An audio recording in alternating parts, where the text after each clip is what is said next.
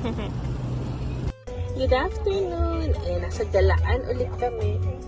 Mag-travel ulit kami. Ngayon naman papunta kami Nagano Ken. Which is, feeling ko nandito na kami pero medyo malayo-layo pa doon sa target namin puntahan. Ngayon kasi is Ubong Yasumi dito or parang ano siya. Pagkakaintindi ko sa explanation sa akin dati nyo kasanat nyo to, san is para siyang undas dito. So ayun, later lang.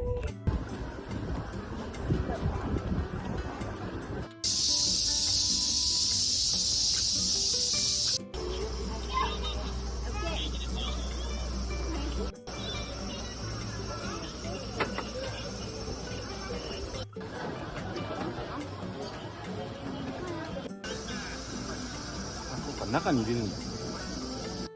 真っ白だから見えなかった。